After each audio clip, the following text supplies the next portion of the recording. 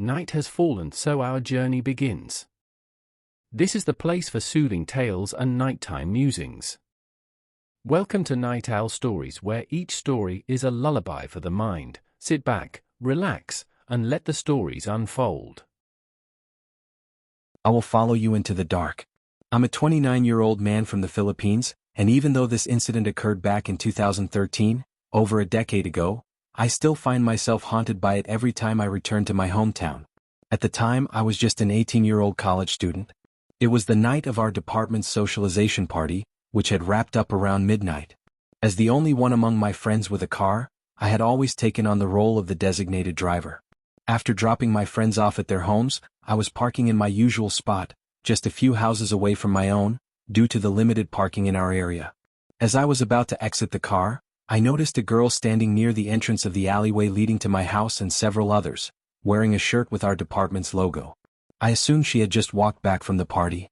In front of her, a man in his late 20s, clad in a hoodie, stood ominously, seemingly blocking her path.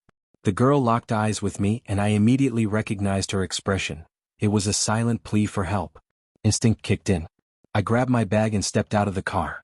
The man, noticing my presence, began to walk into the alleyway. When I reached the girl, he had vanished from sight. It felt as though whatever threatening situation had occurred moments before was over, and I was tempted to walk away. But then I caught sight of the strange man again. He was leaning against the wall of a nearby house, his gaze fixed on me. A chill ran down my spine, and just then the girl called out from behind me. Her voice trembled with fear and I saw her approach, visibly shaken. "Can you walk with me to my apartment at the end of the alleyway?" she asked, explaining that the man had been silently blocking her way. I glanced back at the man. He appeared intoxicated, perhaps drunk or on drugs. We began to walk, our breaths shallow as we passed by him. After putting some distance between us, I glanced back. To my horror, he was following us. We had already passed my house at that point, but I couldn't leave this girl to face him alone. As fear coursed through me, she suddenly broke into a full sprint, and I had no choice but to keep pace with her. We reached the gate to her apartment, and she hastily swung it open, slamming it shut behind us.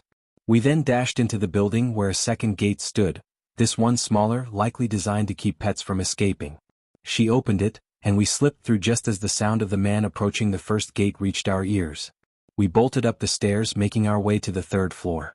Breathless, the girl knocked urgently but softly at her apartment door. After what felt like an eternity, it swung open, revealing her friends, a guy and a girl around her age. They looked bewildered but quickly locked the door behind us and led us into the bedroom. They turned off the lights and we just sat there silently with our hearts pounding. The girl broke down in tears, recounting the terrifying events to her friends.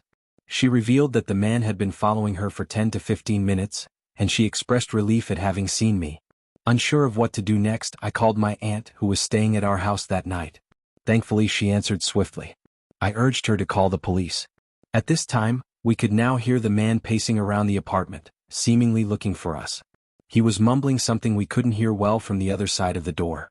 A few minutes later, my phone rang with an unknown number.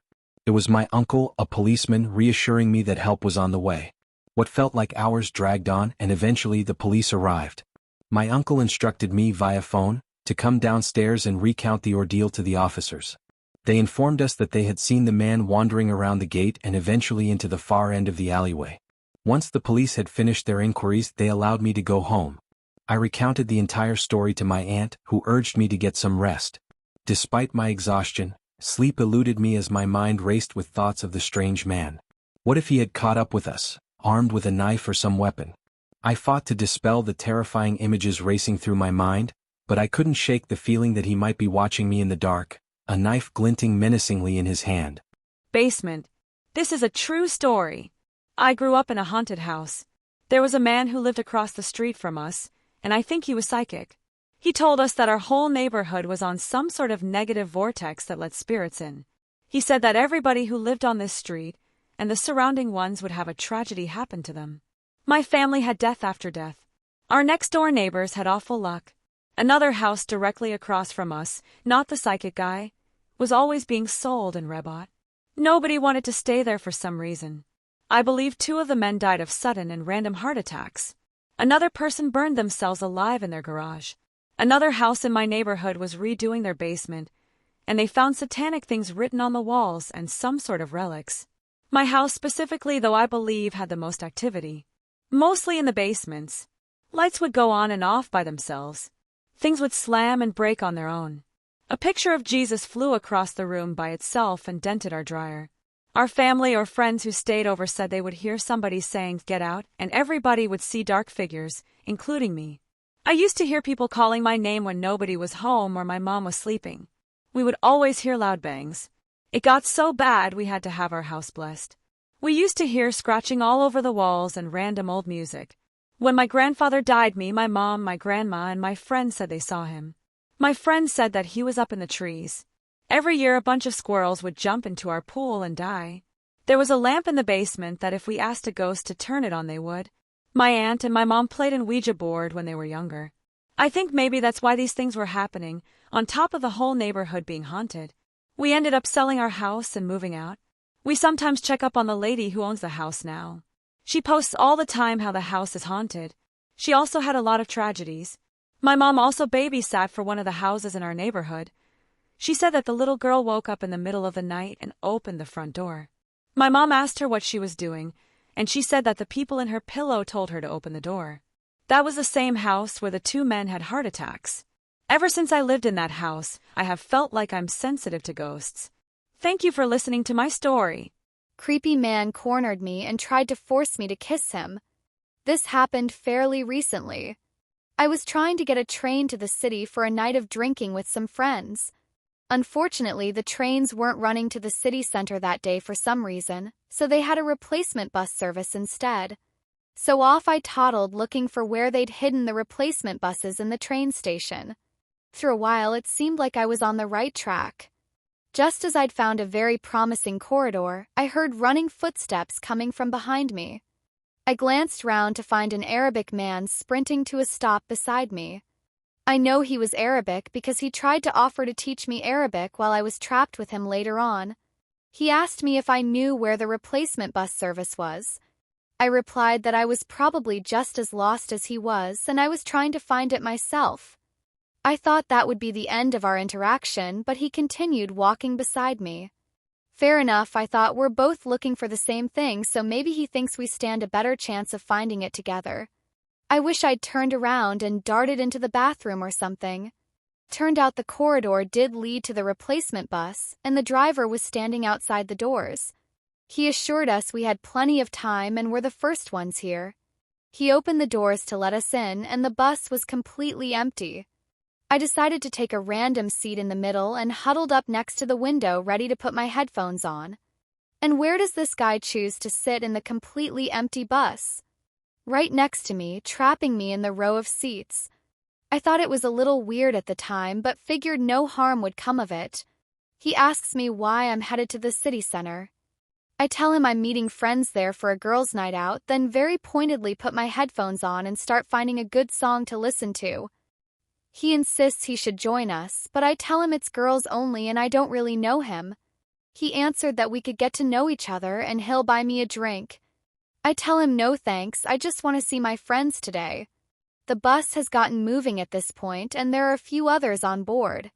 From there, he proceeds to badger me with questions, all of which I ignore or give one-word answers to. After a bunch of them, my replies become variations of, I just want to listen to my music now and I'm not interested in talking, sorry. He starts complimenting my body, telling me he thinks I'm beautiful and repeating over and over, I really like you. My only responses now are, leave me alone every so often, and I'm visibly shrinking away from him as he's leaning closer. The bus driver doesn't seem to know where he's going for his next stop, and the city center is ages away. I'm trapped in the seat and starting to really panic. He starts stepping up to I love US and leans right up to me making kissing sounds with his lips. That was the moment my hero intervened. It was a man around my age sitting a few seats back. I'll quote what I can remember of the conversation. Hero, excuse me mate, she's asked you multiple times to leave her alone. Creep through gritted teeth, fuck off.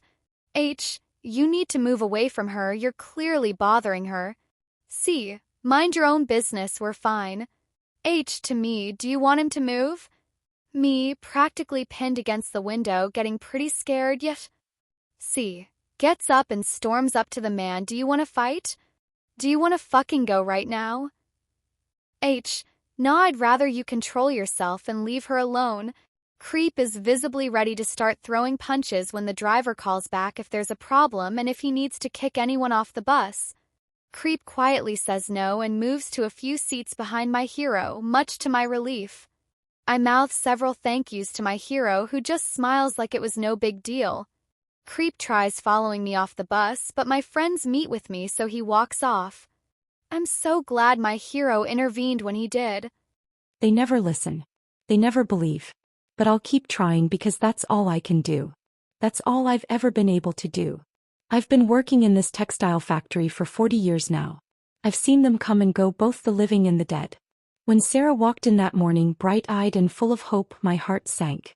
They always look like that at first. They never listen. They never believe. Something about her reminded me of myself, decades ago, before I learned the true nature of this place. The memories flood back whenever a new face appears. Emily in 92, she had that same determined walk, head held high despite the whispers from the old-timers. She lasted 3 weeks before the cutting machine claimed her. Maria in 98, her laugh could light up the whole floor, until the day she answered a call for help that came from no living throat. And then there was Kate in 03, Lisa in 07, Amanda in 12. The list grows longer every year, and I force myself to remember each name, each face, each story. Someone has to carry their memories. I watched Sarah fill out her paperwork, her hands steady and sure. If only she knew what those forms really meant, not just employment agreements, but potential obituaries waiting to be written. The factory hasn't changed much since I started here in 1985. The same industrial lights flicker overhead, casting long shadows between the rows of machinery.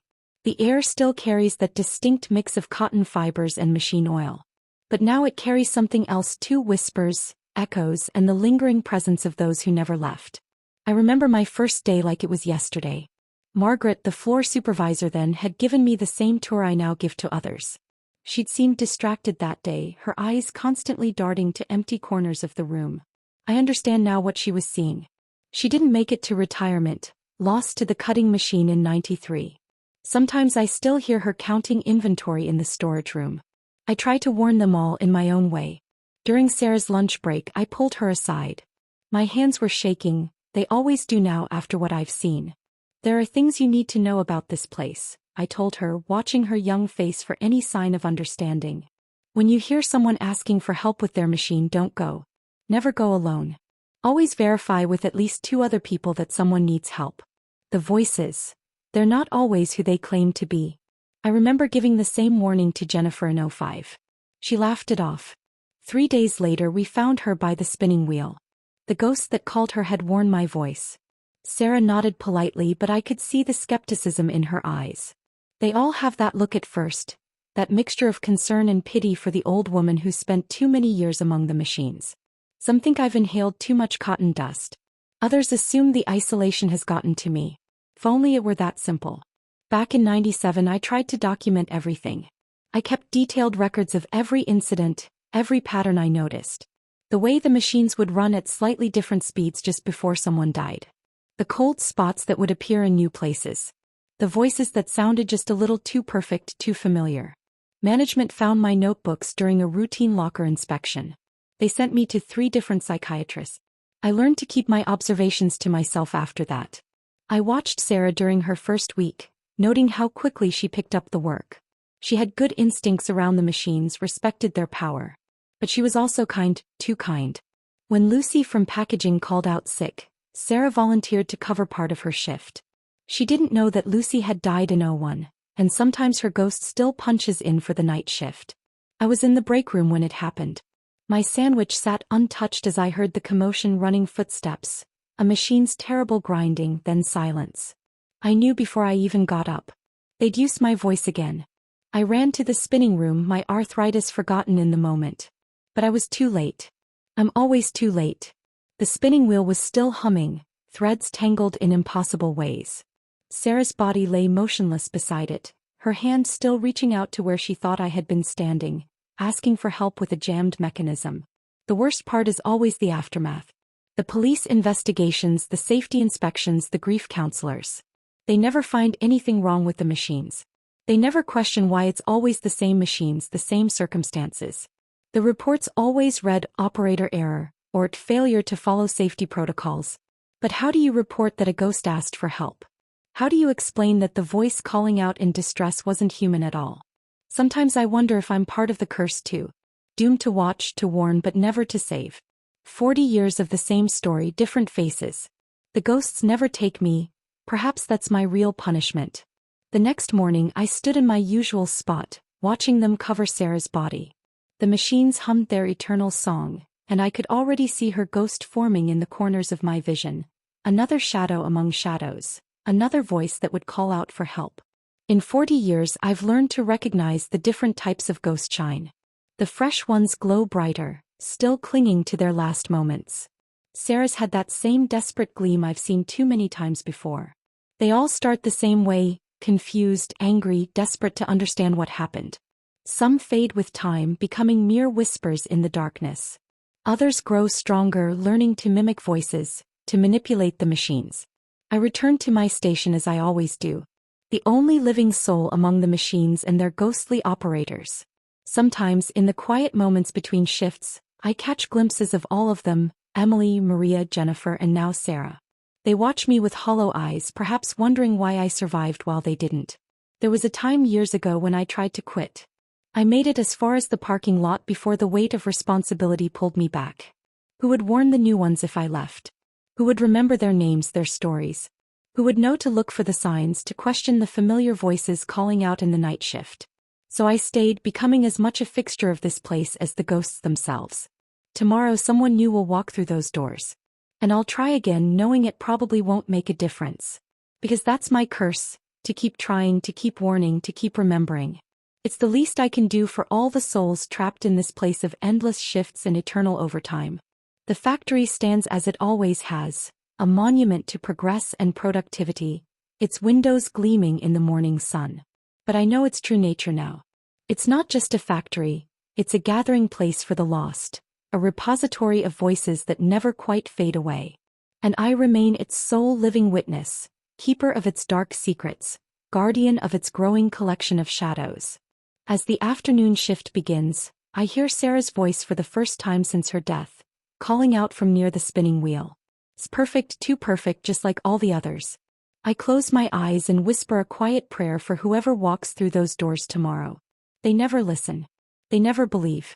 But I'll keep trying because that's all I can do. That's all I've ever been able to do. Another story fades with the night. If you loved it, show your support and join us for more late-night storytelling. Stay tuned for more tales on Night Owl Stories, and remember, the night is always young when you're here.